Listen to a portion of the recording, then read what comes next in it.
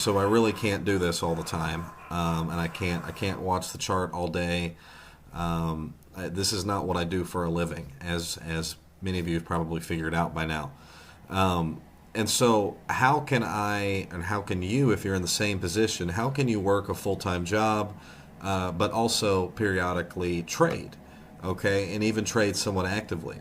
Well, guys, my first recommendation to you is to get rid of the intraday time frames, guys, because the intraday time frames are going to make you sort of watch the chart all the time.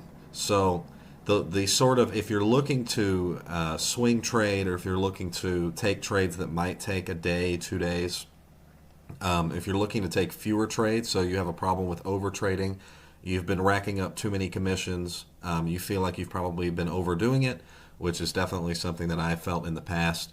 My number one recommendation to you guys is simply to just get rid of the intraday time frames from your favorites. Don't look at the intraday time frames. The lowest sort of time frame that I would go to would maybe be the 4 hour time frame, which you can see here. And then don't even worry about, guys, what happened on a sort of lower intraday time frame. Just worry about the daily, the weekly, the monthly. And those are really all the time frames you need, guys. You really don't need, from my experience now trading for some time, you don't need all the different time frames if you're not going to be trading super actively. If you're not going to be trading multiple times within a day, it's not really necessary. You can simply stick to the daily chart, the weekly chart, the monthly chart, and spend the majority of your time here on the daily chart, guys. So in this video, I've talked about how you can stick to the daily, the weekly, and the monthly time frame, and that is more than enough to trade, and it'll probably keep you from over trading as well. Okay, guys, with that being said, now let's move into the current price action for Tuesday, February the 13th, what I'm seeing on the daily chart here on the MES, and we might also have a look at the MNQ. So, okay, looking here at the daily chart, guys, you can see that we formed an all-time high on Monday, the 12th of February, 2024. That all-time high came in at 5,066 halves. The market sharply turned around yesterday, leaving us with a long wick inefficiency. The midway point of that long wick inefficiency is going to be 5,054 halves.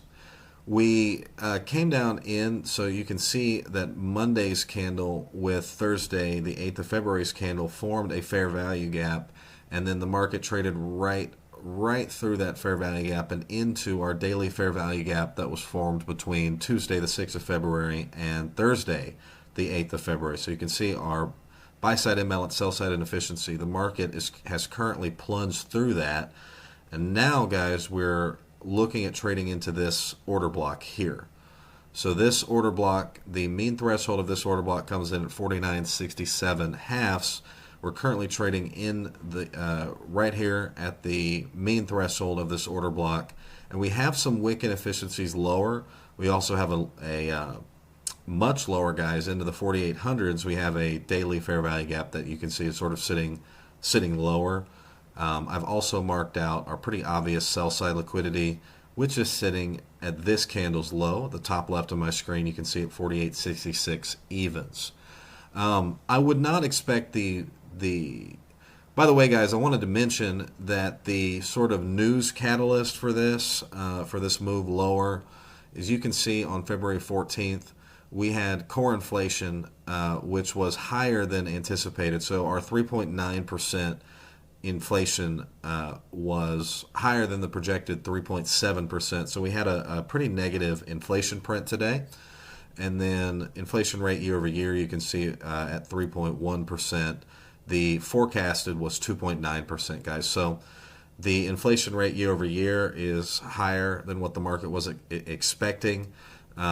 Inflation is sort of the boogeyman right now. Inflation is what most market analysts and people that talk about the market do not want to see. So you can see that the market is selling off on that higher than expected inflation print. Now, guys, as you know, I don't really believe in fundamentals, but I do believe that they are a catalyst for volatility. And guys, we really we were really extended on this market. I mean, if you just see, even with today's pullback, guys, and we're down at this point, we're down quite a bit. The S&P 500 is down almost 1.5%. The Nasdaq is down almost 2%. So it's a pretty big sell-off today, guys.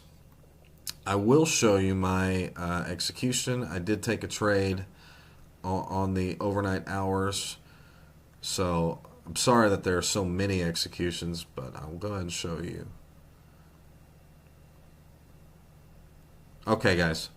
As you can see, I did have this sell. I sold yesterday at 5,036 halves, and I covered it at 5,003 3/4, which is about the midway point of our point down. I will tell you what I was seeing.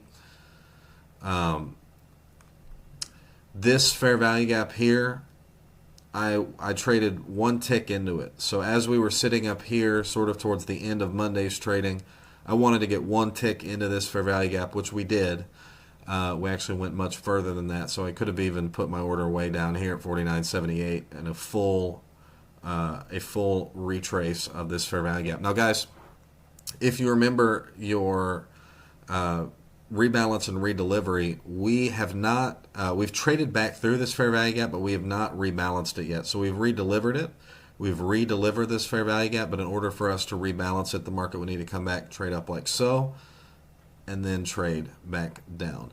So guys, at this point, what I recommend taking a sell after we're already down almost 1.5%, and we've plunged through this daily fair value gap. And you can see a little bit of a bullish reaction now off of the mean threshold of this order block. In my opinion, guys, I think that if you were not already in this move, it's probably a little bit too late. So as you can see, guys, we had a fair value gap here, fair value gap here. We've plunged through it. We've redelivered that fair value gap. We had a negative CPI print, which has been the news catalyst for this move lower. And then let's take a look at the micro NASDAQ. See, the micro NASDAQ didn't really have that fair value gap that the ES had, but we are trading into the mean threshold of this order block here. And let's mention our sell side liquidity here. Okay, so guys, overall you can see that the NASDAQ is outpacing, or is currently the leader on our move down compared with the ES. So all in all, guys, I think that where the market stands right now, we're probably going to pretty soon here make a low. That low at 49.65 3/4 looks about appropriate to me. I could see us coming down lower to about 49.50 today if the market really wants to get aggressive in the sell-off. I expect that the market coming into Thursday is probably going to have some sort of a retrace, and then we'll see if the market gets up to the consequent encroachment of this buy-side imbalance, sell-side inefficiency. We could see this fair value gap turn into an inversion fair value gap and then take us down lower, guys. So we could be looking at a serious shift in market sentiment. I also want to mention that we are now currently trading below our prior all-time high that we had at Monday, the 3rd of January 2022. So we're currently, guys, coming back into reasonable territory. Looking at our weekly chart, we have sell side. We have 5 straight weeks higher.